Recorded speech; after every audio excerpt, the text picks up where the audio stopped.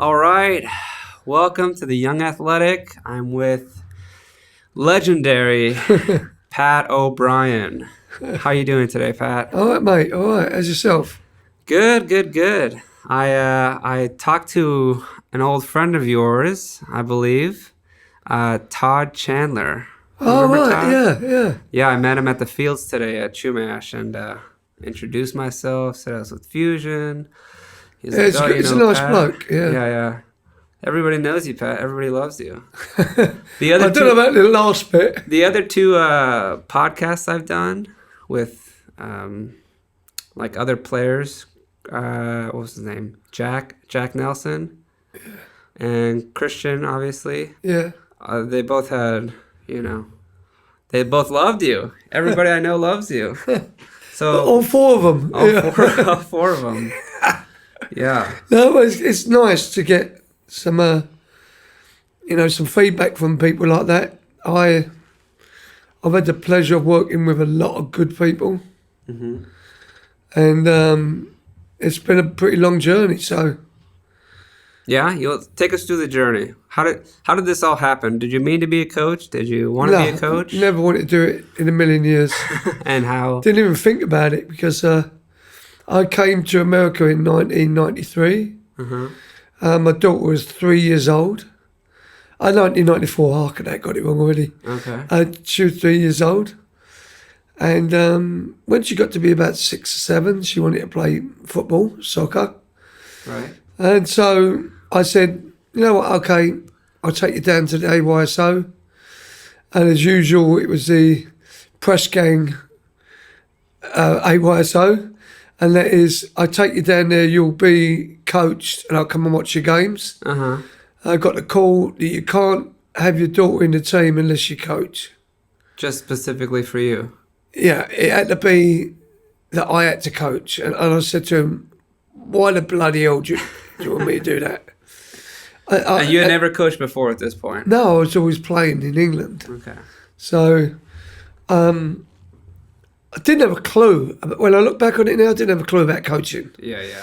They got a thing in, I know it's going off the subject a bit, but they got a thing in England about if you play soccer, you know everything about it. You don't. The coaching and playing is totally different. Yeah. So those of you that are out there that think you're brilliant and you're going to be a coach, you need to get a reality check. Yeah. Because it's harder than what you think. So, I mean, on that subject, I said, okay, I'll do it. So I went down there. I'd done it, and I'd done the courses, and then I actually liked it. I was coaching my daughter. When you say you've done the courses, what courses do you mean? The AYSO courses. There wasn't no club. When I first started here, there was very few clubs. In fact, I don't think there was any. Really? There was one. I think that was the Reds, Ventura FC, because that was the first club that I actually coached. Was a group of girls. I think that was U16 for the Reds teams, and So what is that, high schoolers? I think it's high school. Yeah. Wow, okay. So that was your first team, was coaching high schoolers? Yeah. Well, it couldn't have been because there was club. It had to be. Yeah. Okay, but that age. Yeah, it's about that age. Yeah. So, that was good. Really enjoyed that. Then I started doing homework about researching, getting books. I mean, I've got so many books on coaching Yeah. and soccer drill specifically. The Dutch have a really good ones that they've got out. I had four of those. What's some of your favorite coaching books, and why are they your favorite? It's the Dutch ones. The Dutch ones? Yeah, the Dutch ones are good because they go through the process. They break it down to small-sided games, shooting, passing, dribbling. But they go from literally basic, just one-on-one, to one-on-one dynamic, then one dynamic pressure. So that they go through the whole, litany of it. So it's good to see that, and in them days there wasn't so much internet about. There wasn't so much Right. where you just Google it. These days, I mean, to coach, you can literally look up everything. Yeah. And it's there, right in front of you. But I had to buy it. And ironically enough, I still look at the books. In fact, I looked at them this morning before I'd done a training session tonight because I wanted to do a specific thing. So I did that, and it was and I looked at it, I can use that. So I'm like the old school. I'd rather do that than go through, type in something on the internet and it not being right. And I know I've already gone through the books 15 times. Yeah. So I already know what to expect. I don't have to. You just type one thing in, that's the downfall with it today. And 60 million things come up and you go, which one do I want? Yeah. You're spending half an hour searching through them. Yeah. So it's a get out of jail card, but it ain't in some respects, as far as I'm concerned anyway. I see a lot of like soccer videos on Instagram, and I'm pretty quick to say, oh, that's going to work, or oh, that's not going to work. Yeah. Yeah. It's just some of it's junk. And I think... Or entertainment, I guess you could say. Yeah. It's basically to make money. Everything's about the old mullah, Yeah. And so, the one thing that they all missed, which I think is something that in America, even going through the club coaching badges that I got, because I've gone up to B license. Yeah, that must... Is the methodology behind the actual practices and having the experience to realise that, hey, that don't work, or the guts to say that don't work, so I'm going to change it, but I know how to change it. Mm-hmm. In every course that I've had, it's everything's rote, and yet we expect to, and we're going to come around this, I know, eventually, but if you get everything rote and you say, well, here's a problem, and you can't find a solution because you haven't got the input, then you can't research that input because it's something that you've got to have from experience. Yeah. So I've been doing it for coming up 24 years now. Wow. So I've got that background of having the experience, but it can go against you because I'd done my C license and then I waited 6, 7, it might be 8, maybe even 10 years before I'd done the B license. I just started my C. And I was in a bubble.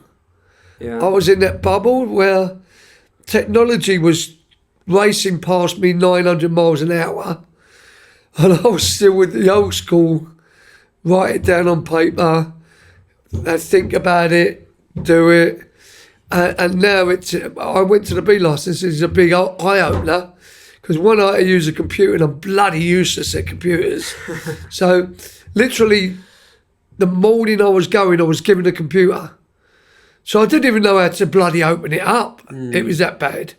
And I get to the course and it was like, you need to do this with a computer. And I'm like, oh, bloody hell, this could start. So the first time you used a computer was during the B license? Well, laptop. Laptop. I mean, I've had like home desktops and things like that, but I've very rarely used them because I'm working every minute. Yeah. Very rarely used them for coaching. Did you find the C's and the B's helpful?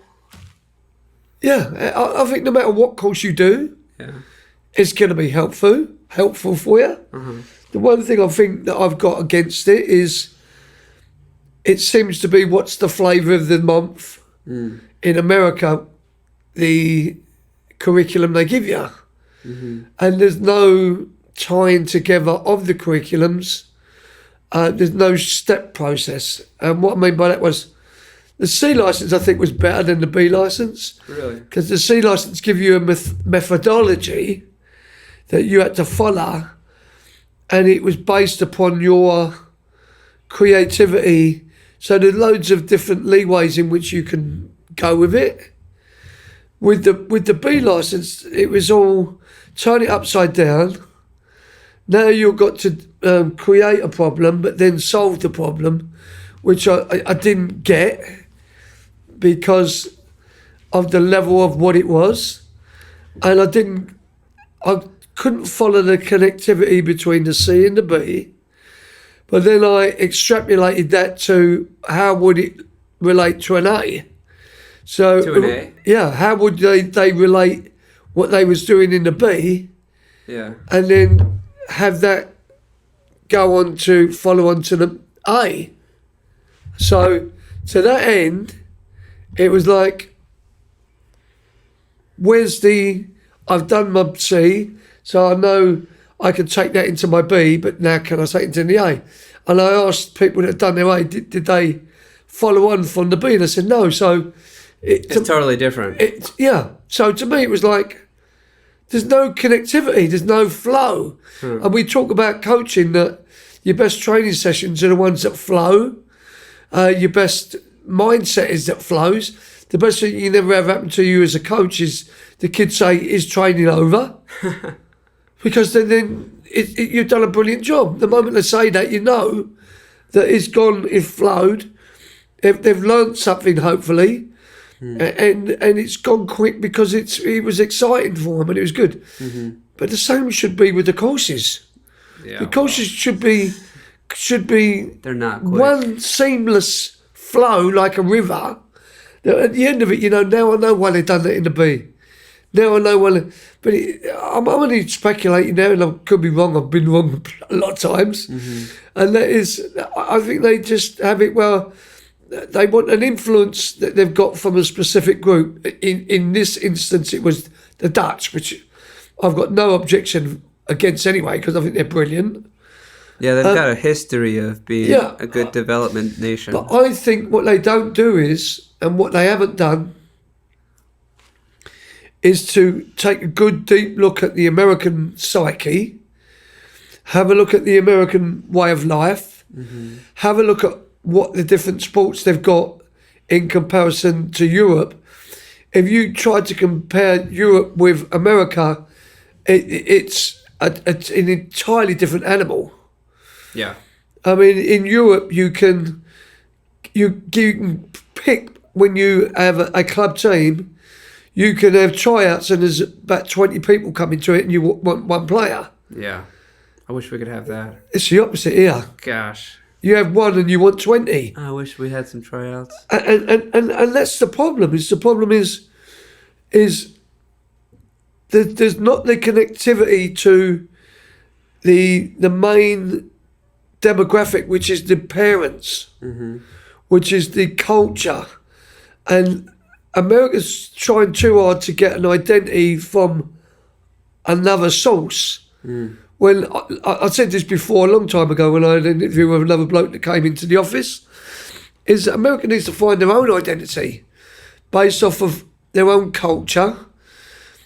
But they've got an advantage of having a multitude of different styles, of different processes, that if they bothered their arse to look into and they found the best out of all of it, but they come to a general consensus and said, does this fit with the American psyche? Does it work with the youth? And I'll give you a prime example. In England, they get up, the first thing they do is look at football. They eat footballs for breakfast. They have footballs for dinner, and they eat footballs for tea. In between, there might be something else, like food. But that's their culture. So you could say to them, we're going to have 2 training sessions a week. You give them something, 2 weeks later, they got it done. In America, if you've got multiple teams, and I'm against having multiple teams, by the way. More than 2 teams, I don't think you should ever have. I don't care who you are or what you do. You're saying one coach shouldn't have more than 2 teams? No, never. Yeah. Because it waters down their ability to create and deliver solid instructional input into the kids they've got. Yeah, I've noticed that when I took a second team. Because of the overload. It was like, oh yeah. You married it up to if you've got a job as well. You're looking at a nightmare happening. I don't care, and I've said this before to someone, I don't care if you've got bloody Guardiola there. If you've got 3 teams, he's not going to be at the end of the day, when he starts with team A, B and C, when he comes to C, his mental acuity is not going to be as sharp as A. Yeah. And it's going to show no matter how good a coach they are. And therefore you lose a lot because people look at you, if they was just looking at hypothetically your C, they say, coach ain't all that good, is he? Look at his training session. You can't go home and do 3 training sessions and research it because I really put the work in to what I do because I think what I do is subject to scrutiny no matter what I do. So I'm my biggest challenge. I'm my biggest critic. Yeah, critic. So I want to make sure that I have a good product that I put out. And I actually sometimes get excited about doing it. I think, oh, that's bloody good. That's great. Mm-hmm. So I'm really up on this good. And I think if I'm excited, the kids are going to be excited. Now you could have a plan, obviously, go into it, and the kids ain't on that day. Yeah. And it ain't going to work. But at least going into it, you know that you've got the capability to deliver the goods that you want to deliver.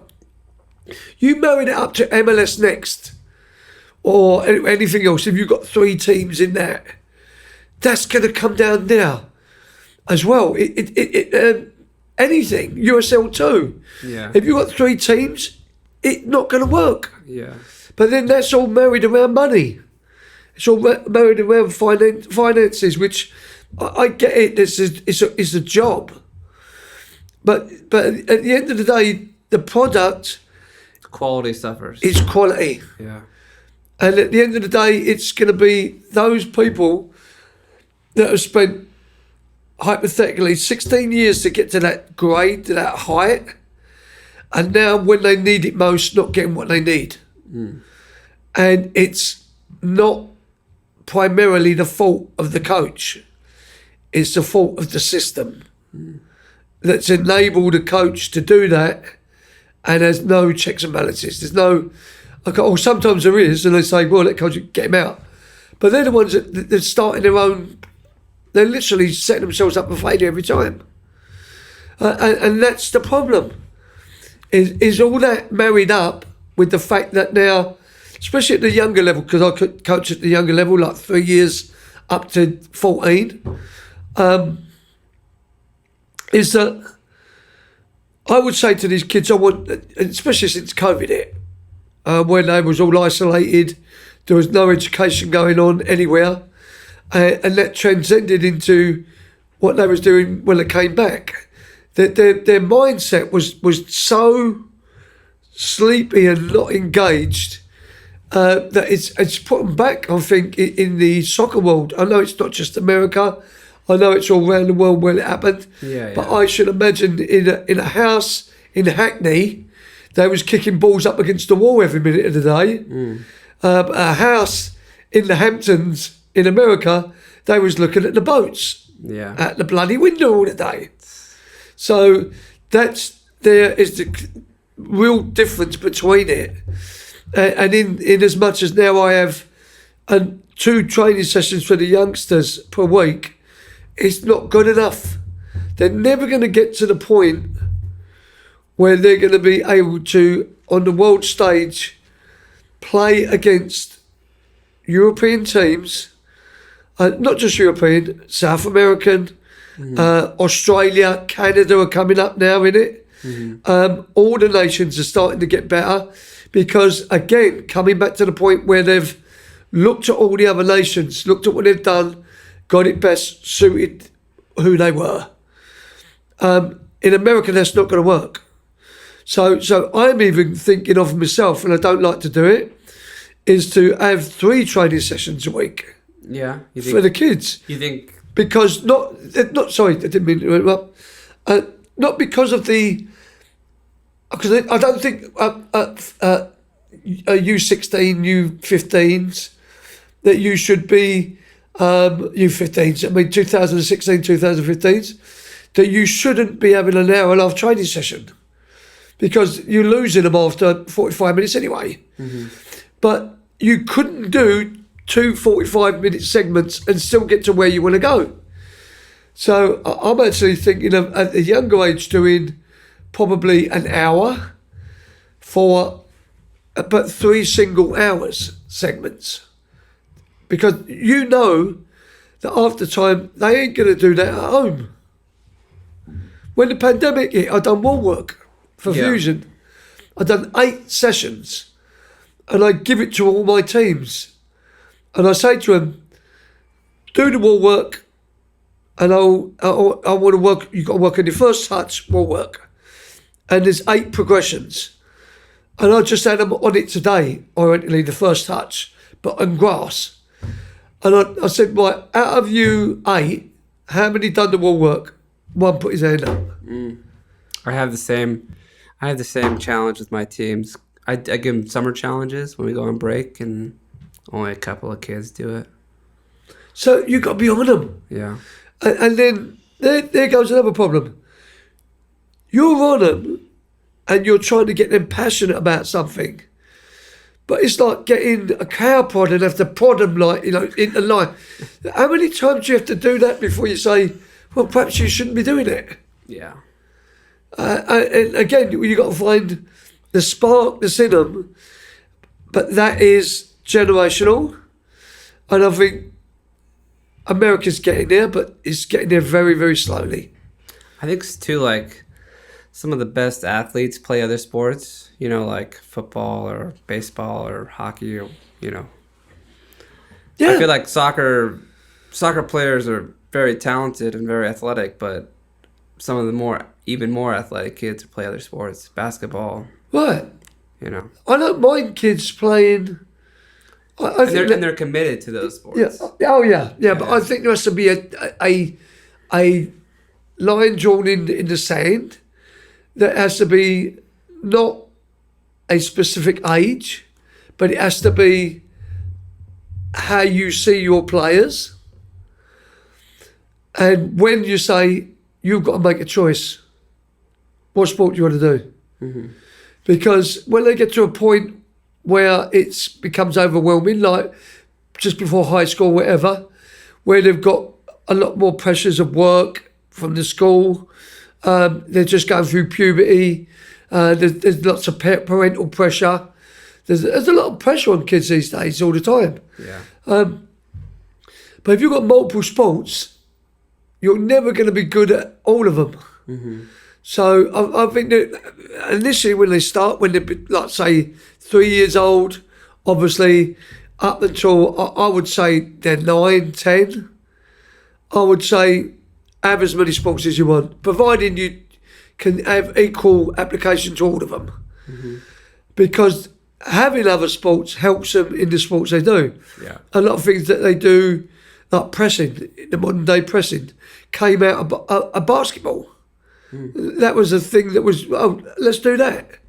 So you can have interactions between different sports, agility that you would have in one sport you won't get in the other, but it helps the other sport. Yeah.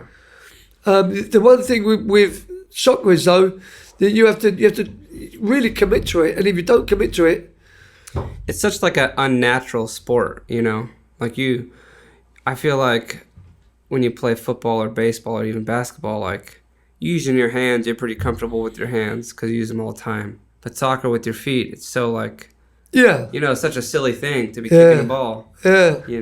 And not only that, it's the growth spurts that you get with kids, and you get the muscles growing bigger, like in some kids, to their bones, so they look like as if they're bending over. You get all that growth spurts as well, and it makes them look as if they can hardly run, let alone do anything with a ball. So, to my mind, there needs to be another aspect to it. I do a lot of balance work with the kids. Yeah, I saw those little things that you bought. Yeah, you stand even on. at 3-year-olds, I put them on the balance balls. Yeah. Because your brain can be trained, and the body can initially be trained. It's finding the ways to do it, which is again coming to what I'm going to touch on later on is the creativity of coaches. Mm-hmm. The coaches have to be very creative in what they do, but be bold in their creativity and not be scared to fail. We're asking kids to do something that we want them to do, but then we're putting pressure on them, and they're looking at when it's the big W, which I think most people agree you don't work on when you're younger. You don't care about the wins. Yeah. But then when you got exterior pressure with the parents, etc., and they're trying to do that, that's where it becomes a problem. And so you have to try and marry all that up. And to do that is very, very hard. So give them something different, like the balance work. Yeah. There's some great books out there, like,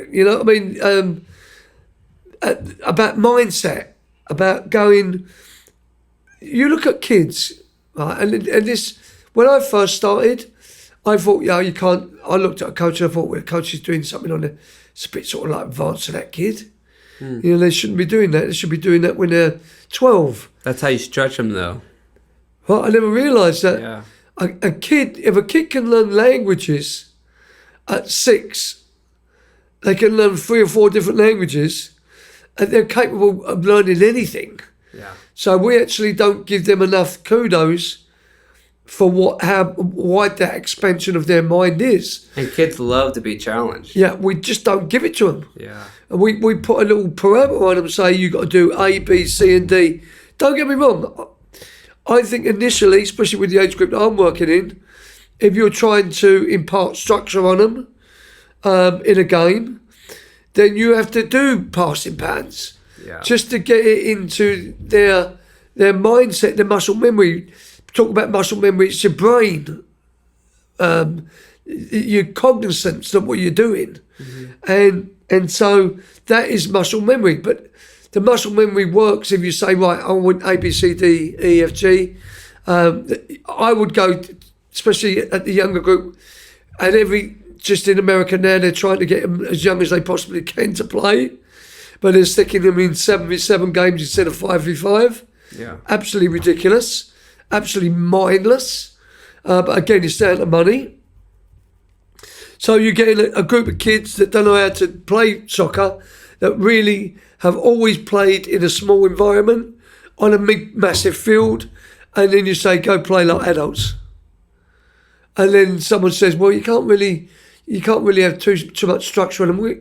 Unless you put structure down and say to them, this is how you play, but then you take off the barriers and let them play, they're going to go back down to normal again. Yeah. But you keep on enforcing the structure.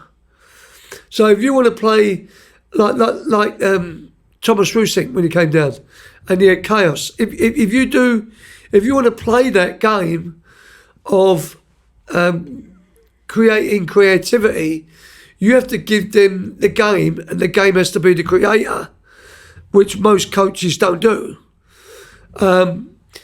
But therefore, the problem is there's not a template in which you can say, right, this is A, this is B, this is C. But you have leeway within that as a coach to still coach the same things, but within your creativity scale. So now when you're creative, the kids will be not bored, they'll be challenged, they'll be physically challenged, mentally challenged, which is what Thomas was doing with the chaos. So all of those things come into one little package. But what I learnt from that is, and what I took from it when it came down, was that there's a massive thing, it's like another 4th dimension that comes out of that 3-dimensional learning. And that 4th dimensional aspect is creativity. Is the coaches have to sit down and go, how do I adapt that to my game? Sorry. How do I not knock the mic over? How do I now put that into a game environment? How do I change the rule? I keep the rules to a certain specific boundaries, but how do I then adapt that to my team? How do I then put that into a situation? So now I'd go home with that chaos and go, right, I want to play. How do I do that? So then I'd lay down the basics. overlay it with what I want, and then come up with an idea. And when it comes up, it's bong. So then you try it with the kids, and you see it, and it's brilliant. And I've just done that recently with a thing that Thomas showed us, which I can't explain anyway, but it'd be too boring. Anyway, well, I'm curious. I want to know, like, Thomas was one of the best coaches I've seen in terms of energy, in terms of enthusiasm, and getting the kids. Oh, absolutely brilliant! Yeah, totally. Do you want to try to explain a little bit of what his methodology was? Because it's still sinking in for me, and his whole approach to me is what I understood was like, how do we get kids to learn and not just repeat what we asked them to do or do what we asked them to do, but just like take initiative, learn, and have it sink in. Right. Yeah. Well, if you're just going to put it into a general philosophy. Yeah, just a summary. What I would say is it is definitely the mindset. It's based off of what's the future of soccer is decision making. Mm-hmm. I've seen it all too often today where it's all about speed, it's all about athleticism, but their mind is not caught up to their speed. Mm-hmm. Consequently, they're going backwards. Mm-hmm. And that's all the way up to the top. That's what I tell my kids all the time because, when they're 10 or 12, there's such a gap between speed and strength. Yeah. These kids are developing at different times. And also the mind. And I tell them, like, when everybody evens out and everybody gets the same quickness and the relatively same strength, it's going to be about decision making. Yeah, exactly. And that's what we're trying to practice. I think the concept that they've got, and if you ever, those people that listen to this, all four of you, if you I got more than four. Just so all 40. 40. All right, minus 40. Minus 40. Yeah. All of you that listen to this, just go and type in Thomas Rusink and PSV Eindhoven and chaos, and you'll get some of the top coaches in the world. Thomas Tuchel, Klopp, all of them are buying into this now, and it's the future. It's about decision making. So getting back to it again, I think what it is the format is that it's quick decisions in a very small area, lots of touches on the ball, but the biggest concept is transition. Transition of mind in certain circumstances in which you're going from attacking to defending, and the variables of having goals and different media to teach the kids different things. Again, coming back to it and saying, like, okay, when Thomas done it, he had 2 goals, single goals, and he had 2 opposite players playing to each other. They had to play alternately across, and then one player becomes the attacker, the first attacker, the other player comes the first defender. So immediately they're transitioning. But there's so many other things you can do from the basics of just passing. One, how do you change the first delivery of the pass? He was talking about when he was doing it, and Xavi, who's now the Barcelona coach, was watching him. And he said what he did to start off with was dribble and then pass. And then Xavi said to him, well, no, how about passing and getting that first touch? So he thought beyond what he was doing. And then he went, okay, let's do that. So then I was thinking about the same situation and thinking, okay, well, and don't get me wrong, Thomas covered every base, didn't he? He went to big, to small, to shooting, to kids and everything. But the main premise is have them making decisions, having them transition from defence to attack. Or obviously, when a ball was dead, you play with 2 balls. When one ball was dead, you then had to change your mindset to 1 ball. And then when they was both dead, you were all off. And then it continues like that. Yeah. Now, well, I got that and I thought to myself, okay, how do I relate to that to a game situation? Tactical periodisation is a ideal way of doing it. where you get tactical periodisation in the upper echelons of the game. Can you explain what tactical periodization means? Tactical periodisation is having a small set of circumstances, like pressing, for instance, and then putting it into a game scenario in which you're repeatedly doing the same thing, but you're coaching the formation and the style that you want to coach in, and you're using the very same segment of the field that you would do in a game. If you was working on flank play, you'd do it on a flank play, and you'd look at films, videos, and you put, right, where does the ball enter? Well, what's the play? Are you having numbers up in there? Is somebody coming? And then you'd work that into a game format, but just in that area. Yeah. And then you'd time it. You'd put in restrictions, 2 touch, 1 touch. That's where the periodisation would come in, where you'd have a break, then you go again.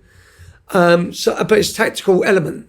You know what I've done recently, just to go off of what you said about timing, kind of irrelevant or off the subject, but you know, a lot of times you'll do a passing drill or passing exercise during practice, and sometimes kids can just sort of go. They get bored, sick of it. Oh, yeah. And professionals get even more bored, sick of it. Yeah. Well, what I've started to do is time them. Okay, I'll give you like 30 seconds. You've got to complete 7 passes, and 28 seconds. You've got to complete 8 passes. So I give them less time and more to do. Right. And they're just popping. And they're the variables. Yeah. And again, that's what you get from thinking about, okay, what are the conditions going to be? And again, with Thomas's thing, the conditions change. I've got it when they're throwing the ball in, because we had to work on throwing. So now you're looking at throwing and controlling. So that element's coming in. And then you've got decision of, if you put them too close together, then that pass has got to be brilliant for that player to actually get the ball. So these elements are all into it. So marrying it up to, again, coming back to tactical periodisation, but using your team, because we play 7v7, and going, okay, what do I want? I want to play to a target player, but then I want players running off the ball, because at that age, 2015, there's not a lot of movement off of the ball, ahead of the ball. Yeah. So then they're being reactive as opposed to proactive. So I want them to be proactive. So then I thought, how can I get that into the Thomas thing?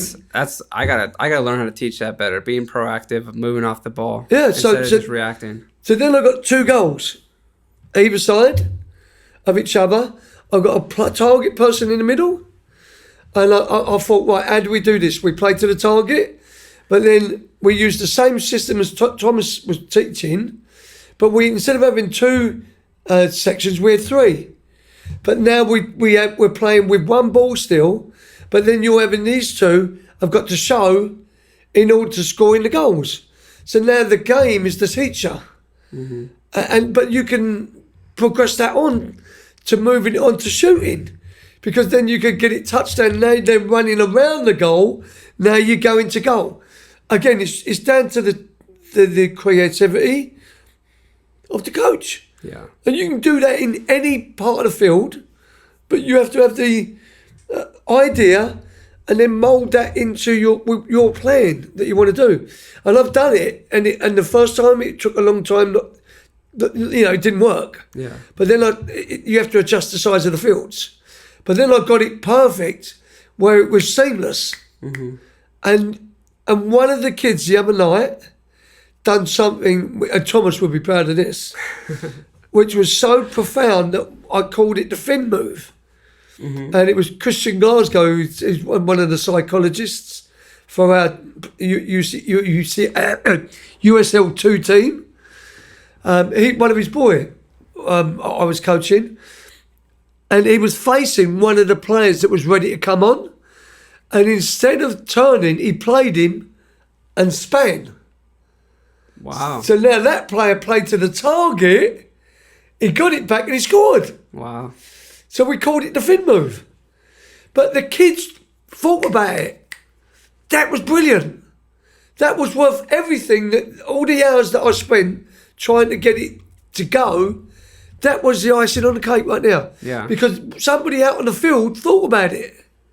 And even the whole lot stopped and went, hey, did you see that? And I went, yeah. And they went, let's do it again. What happened? But then they all learned. And again, it's down to that creativity. You've got to have the mindset of thinking it might go wrong. You have to be willing to fail. Exactly. That's what I tell my kids all the time. We're trying to tell the kids to do that. Mm-hmm. Yeah, as coaches, we're all going, well, that coach might see us failing over and over. We can't. We can't have that. Better. We've got to be fearless. Yeah. And we've got to be totally on board with being creative people, because we want creative players. Mm-hmm. And we don't want we just don't want people that are robots. That's a good point. If you want to have creative players, you got to be a creative coach. Yeah, I think it runs hand in hand. Yeah. And just doing the rote stuff over and over again because it looks good. Because Manchester, I see a video of Man City done it. We're going to do it. Okay. Well, they're professionals and you're not. These kids can't even control the first touch of the pass, let alone do 16 touches and finish a goal. Again, you can't overstep the boundaries, but you've got to make them think. If you make them think, you've done your job. And like I said before, I've seen tons of MLS teams. Nearly every MLS team has come down to Ventura Fusion and train for a week. I was very fortunate enough to be with all of them. 5 English Premier League teams. I was all fortunate to be with 4 of them. When you say they came down to train, what do you mean? Like they came down pre-season. Oh yeah, for a week. Did they come to Kimball and train, or what do you mean? No, they was at Oxnard College. Okay. On the grass. West Brom was there. Swansea was there. Burnley, when they came down, was actually on the turf field at Buena High School. And so Manchester City, when we played Manchester City, that was unfortunately that was one day, but that was brilliant. But when we got all these teams down, I was there with them for a week, and it was just brilliant to see what they was doing. Yeah, but every day I would, because I didn't want to be there writing it. I'd be in my mind. I'd be going trying to take photos with your camera. No, I'd be secretly walking like. It's funny because when West Brom was down, right, it was Robson was their manager. Robson. Yeah, and we was there. We was going, okay. What can we do here? And they wanted to play soccer tennis, so they got 2 of the ballards that we got, striped it across, and then they played soccer tennis on that. Sorry, Roy Hodgson. Roy Hodgson was down there with it. So, Roy Hodgson. With West Brom, yeah. So we was having a little bit of a laugh at that, you know. And then when they were doing stuff like that, I was talking to, I'd be walking there. I'd be walking along the side and counting them. Right, that's going to be 15 yards. Was there? That's going to be 20 yards. You were precise with your. What? Did they do anything that surprised you, or was it like? No, because. So it was sort of a typical practice, you would think. After watching 5 or 6 of them, they don't follow the same pattern in as much as. What time of the year they got there, what kind of physical conditioning they needed to do relative to where they would be before they play. Obviously, that changes a lot of the dynamic of what they've done. But when it comes down to the actual ball work, there was a lot of good things that came out of it. Like Burnley done some really great stuff that I was looking at. And I still incorporated, I've done it the other day, funny enough. Obviously, you water it down. Like I said, you don't do the same thing. But stuff like that, I had seen before. And there wasn't a lot of stuff that I had not seen. But what I did see, which was really annoying, was the fact that you'd get some MLS teams, and I'm not going to say who they were, would do, and I'll probably get flack from this from everyone, would do passing patterns, but they'd do it, and they'd do it, and they'd do it, and they'd do it. But in the end, I was thinking to myself, well, okay, they must have done this before at one point in time, unless they've got a different formation that they want to coach, or a different system of play relative to who they're going to play. But it was over and over again. It was so rote, it was unbelievable. And I thought to myself, I actually said to the coaches, much to my chagrin, it was like, what happens if the player here has somebody coming in front of them? I like a different situation. What would the players do? And they went, what are you talking about? Exactly. There's no differential between what you're doing. And what I mean by that is I used to do it with the coach that I had before. I'd say to parents, just stand about willy-nilly. Do the passing pattern. They know the passing pattern. Stand in front of them.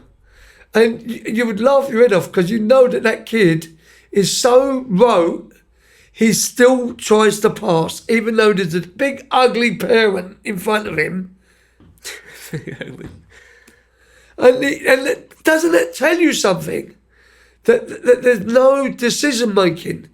Even within that, there's no decision-making. I should try that. I've never even thought about that. So I used to do, like I say, my assistant coach. Yeah. I used to say to him, and he used to stand, and I go, what are you going to do now?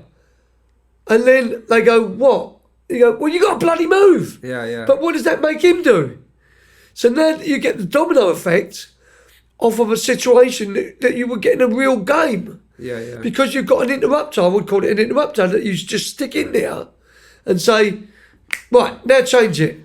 But now you're getting the players thinking outside the box going, okay, now the players that initially are reactive, especially at the younger ages that we've got, that I deal with. So initially they're reactive because you've had to point it out. But then after a while, after the parents doing this for a while, they become proactive. When they become proactive, they're self-thinkers. Then you get the parents out of it. Then you learn another formation, another passing pattern, and then you stick the interrupters in again. I really like that idea. But that's the progressions. The interrupter. Yeah, because to my mind, it's like so rote. Yeah. You can see the parent. You can see the players going to sleep. Yeah. Even at the highest levels, they're like, "Really, we've got to do this again?" You know what I mean? It's like, but it gives them creativity. You're creating creativity for the players, which even at the highest levels you should be able to do. Yeah. And there's so many different variables. Like, if you're teaching someone just to volley, throw a tennis ball in. Now they've got to focus on the tennis ball. Smaller, it's harder. Yeah. But you're giving them a different medium in which to work with, as opposed to the same stuff all the time. I should get a bag of tennis balls and bring them to practice and throw them in every once in a while. You can do that with the balancing. Like when they're on the balance ball, Yeah. I get them to do volleys on the balance ball, and they can't even kick the ball back to start off with because they're all like this. In the end, I've got them chest, knee, balance ball, on the balance ball. So if you can do that, no, some players supply to the MLS next, because I've had them for years. Yeah. If you can do that there, you've got a unique balance that you can do anywhere. So you're having them practice volleys while standing on a balance ball. Yeah. That's a good idea. You got to think outside the box. Maybe this has always been the case, but when did you start to have these great practice plans like this? Because you started off as the AYSO coach for your daughter's team, and I'm assuming you weren't thinking like this. No. Like I say, I go to the books all the time. So when would you say you became like a really good practice planner? After I took my C license, I think. After you see? C was the big thing for me because the C gave credence to what I already wanted to do because I've already seen by that time a lot of other coaches because I go and watch coaches. Yeah. I think if you're a coach that thinks you're beyond learning, don't be a coach. Yeah. Go home. I always just enjoy watching it. You know, But it's you not can like learn so much. it's not like a chore to go watch someone else's practice. You know, you just hang around. Right. You just hang around the field and learn. But the thing is, that's it. It's It's a free education. but it doesn't have to be that they're at the top level to do it. Yeah. You can learn things from AYSO coaches, but you have to be looking. You have to be an observer, not a watcher. Mm-hmm. Big difference. I'm watching a practice, or am I observing it? Right. And there's the difference right there. So you become the observer, and you look. And that's how I started. So you say that the big turning point was after your C? Yeah. Yeah. But also coupled with the fact that I had a lot more teams. I was now in a club environment, and I had to step up what I was doing. Mm-hmm. That helped a lot.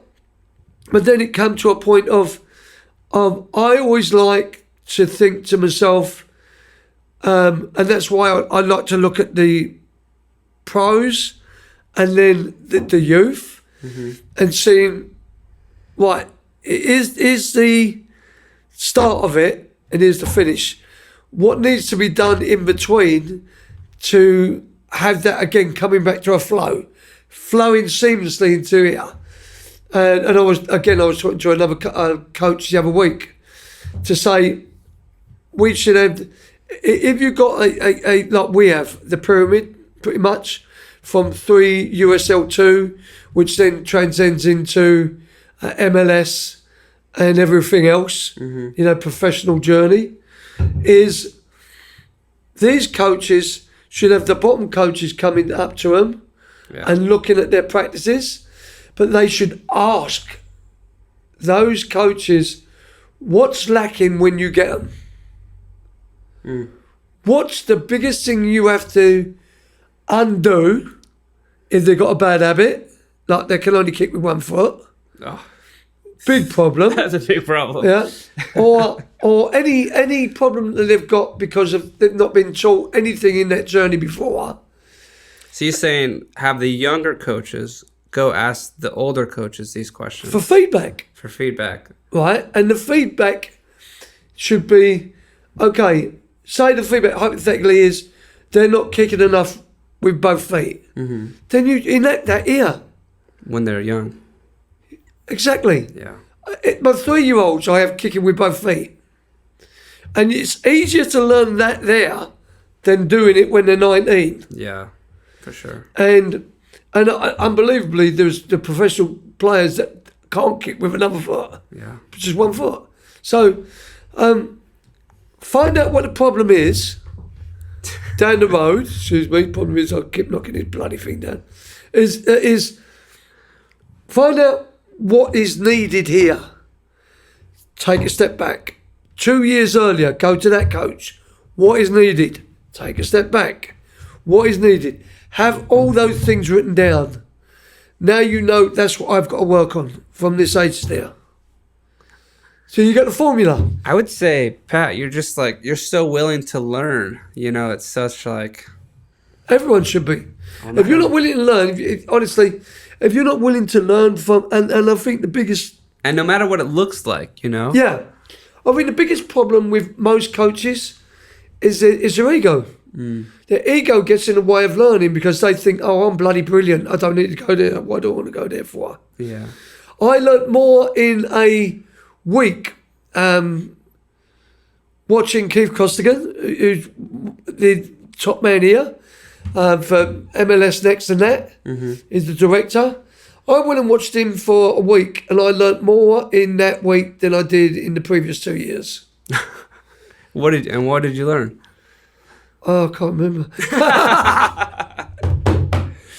No, I learned multiple of stuff. I learned the methodology, how to process things, how to work with big groups.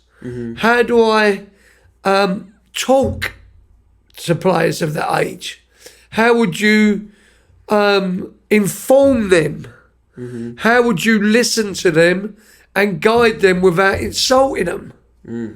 How would you then get all that big melting pot, but then come up with a solution and a training session in which you can mould those players and make them better, but they're enjoying every minute of it?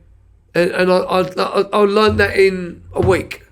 I want to get into that. Like, how do you deal with like the emotions of a player? How do you connect with them?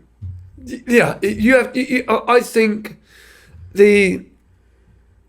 from the very get-go, the very get-go of the psyche of kids is you've got to unlock the balance between offensive and being respectful. And a lot of times it comes down from who you're talking to and on what element you're talking to them about, but what the general social stigmas are and what it is around. I'll give you a prime example. The other day I was coaching a young kid, must have been 6-year-old, and he was only just beginning. And I said, well, you've got to do this. I know it. I know what to do. He said that to you? Yeah, no, I know. And I said, okay. Okay. And then I looked away and he's doing it again. I went back to him.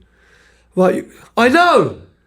6? Yeah. 6 years old? A lot of kids. Yikes. And my daughter, I don't know if she's going to really kill me for this. My daughter was like that when she was younger. I would say to her, Avia, you got to do this. She go, I know. And I would say to her, I'm not trying to hurt you. I'm trying to help you by saying to you, this is how you do it. But unfortunately, nowadays, that element of kids being offended by the slightest thing is problematic, because all you want to do is help them. And all they think is, well, you're not helping me because I know it all. So that's a problem going forward. But then you get that at every age. You get some really good, I've seen brilliant players that never got anywhere because they never had the mental strength and the mindset that should go along with their skills. So how do you teach that? How do you teach the mindset? I think you have to have a general mindset in your philosophy in the club, which would relate to what your goals for the players want to be. And then I think you need a psychologist. We've got Christian, who I think is a brilliant person. He was assistant coach with me. He's a brilliant bloke, and I think every club should have a psychologist, especially these days. Even down to the young kids. Well, not down to the young kids, because there's too much on them as it is. Yeah. But I'm saying when they get to, say, 12, 13, when they get to puberty, around that age, they need a lot of help, guidance. So they need something on the psychosocial part that we have got now. I think every club should have one. Because not only would it help the kids out, it would help the parents who are trying to help the kids out.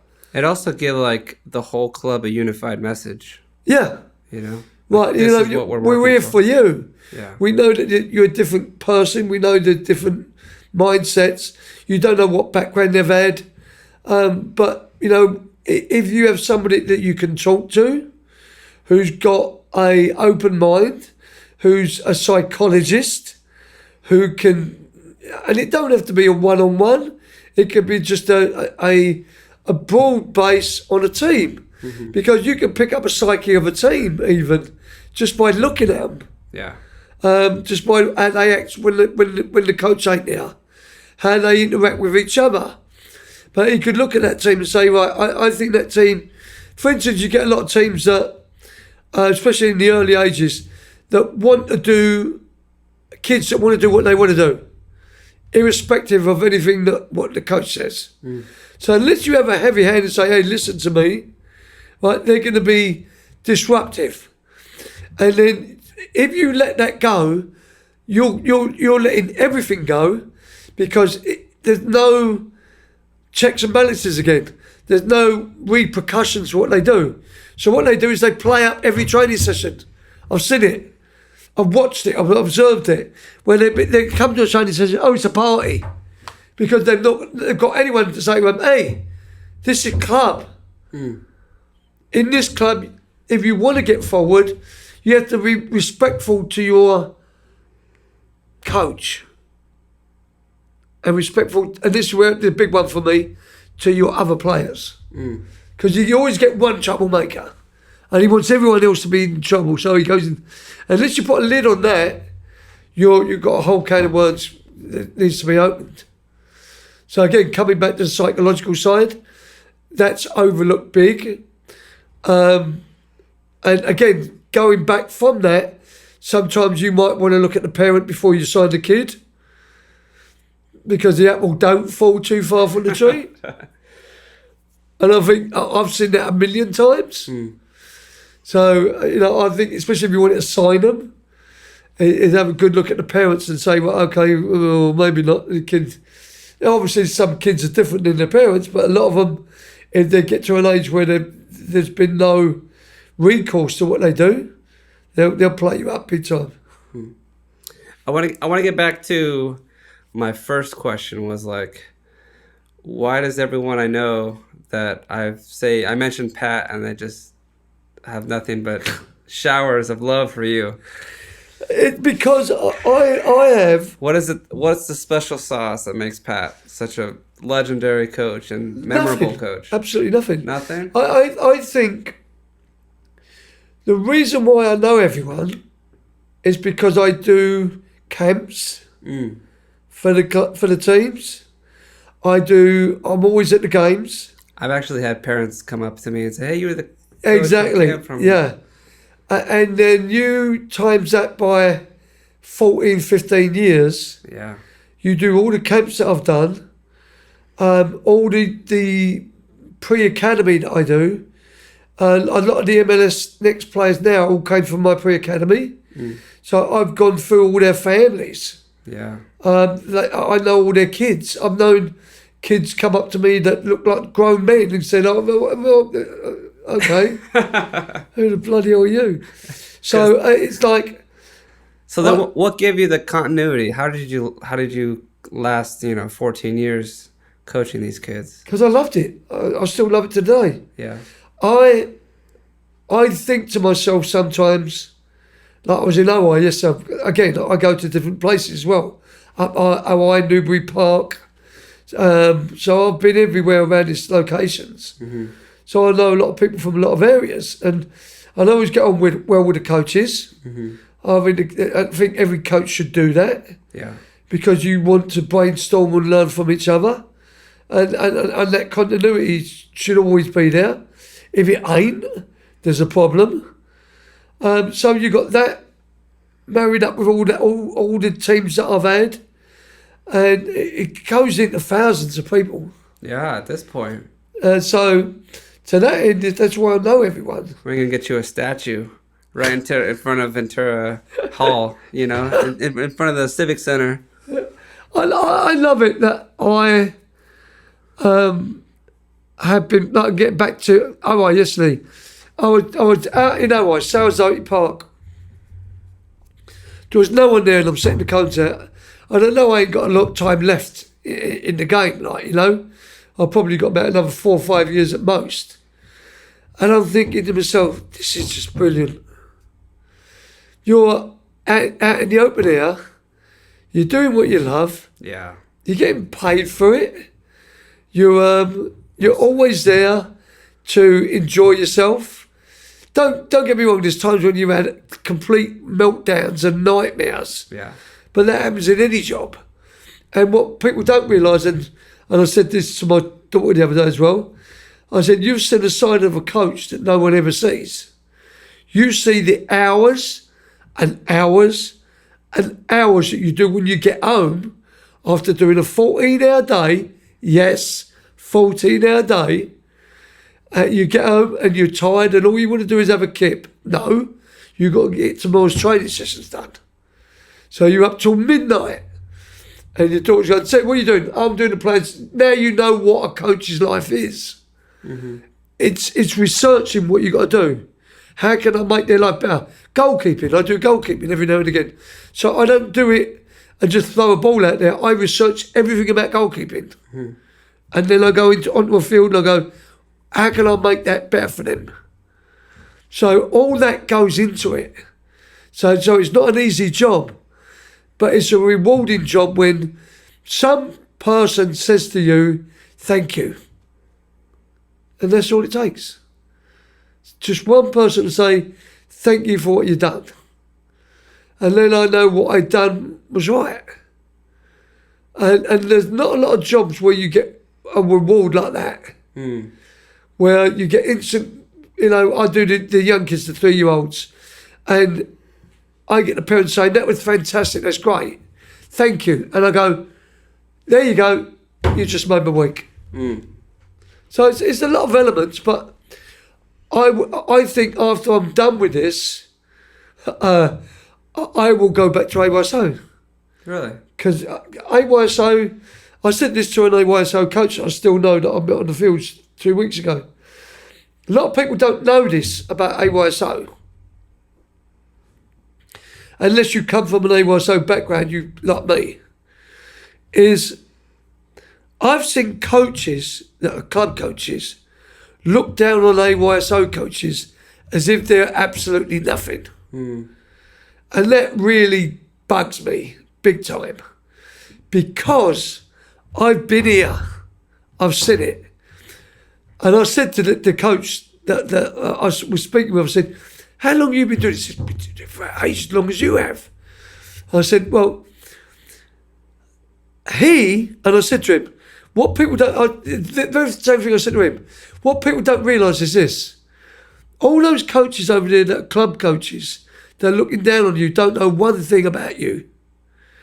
What they don't know is you as a coach get 2 weeks to get 8 kids who have varying degrees in skill.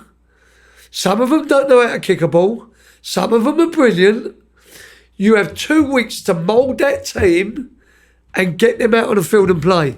Yeah, that's tough. Really Say tough. That to them coaches. Them coaches that are looking down on you, that have tryouts, that pick the best players, that fit their best team, and say, go out there and make me look good. Because you do the essence of coaching. That is the hardest thing to do. And I challenge anyone in the club to do that and see what your results will be. And then have someone who resembles you look at you and walk past you and go, hey, what's that? He doesn't know what he's doing. Yeah, don't know what he's doing. Right, you try doing his job. And again, it's down to ignorance. Yeah. Total ignorance. Don't get me wrong. There's a lot of them in AYSO that don't give a rat's bottom about it. And then that gets out. Oh, AYSO coaches don't care. A lot of them, they go for a lot. My licence, I've got a national coaching licence with the AYSO. And you had to go to Chapman University and spend a week there doing a whole load of testing for a week. Where is that? Is that here? Yeah, Orange County. Orange County. And stay there for a week on site. Okay. That just to get the national coaching licence. That was just as hard, if not harder, than the C licence. In fact, I think it was harder because there's more pressure on you. If you failed one, you was out. You had 5 categories you had to fill. You had to get over 55% in each category. Otherwise, you failed. You failed one category, you failed a lot of them. That's pressure. Yeah. So again, then that sort of thing is the thing that made me think the AYSO are trying to do the right thing. I wonder how many club coaches have thought to go take an AYSO license like that. Well, for national coach, they should do it. Just another way to learn something. Yeah. You know? Oh, it's excellent, because they really do put the pressure on you. And even your tests are timed. I think the first one we did was laws, like refereeing. I didn't even know laws of the game until I got to. It's just similar to the computer. So I got there, and someone said to me, "Don't forget you get the laws of the game." I went, "What?" He said, "Oh my God!" So I'm up all night learning the laws of the game. I passed it though, but it's things like that you got to, and that was timed. You go, "Oh my God!" So things like that, you should experience. Yeah. But that also taught you a lot of your mindset. What I liked about it, there was an old thing they had, in which they had a bit of paper and they had 4 defenders, a back 4. Then they'd have a blank piece, and then they'd have a ball, and then they'd have one defender here, one defender in it, and they'd say, fill in the blanks. Where should the defenders be? So it made you think. I should do that on the field with my That's players. what I liked. I liked about it. I thought, well, they know the answer, but they blanked it out. They think, right, where would you be? Where would, if you had these 3 players up here, what would their recovery runs be? And so again, you're thinking, making them think about a situation that could be just row. Oh, they go, or have they got to apply their mind to it to get you thinking about what you should be doing?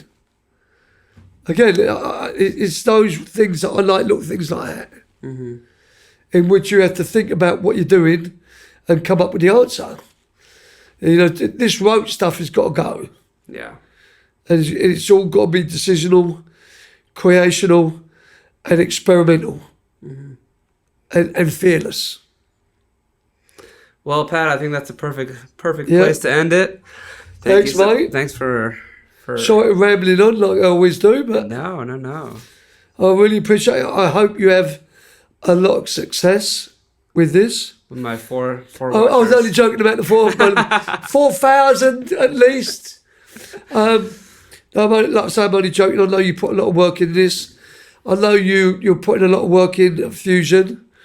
And I know that you're one of the people that likes to push yourself as well, beyond boundaries. And that's what everyone has to do. And I wish you all the success, mate. Well, I appreciate it, Pat. Thanks for coming on. All right, thanks, mate. Thank you. Bye.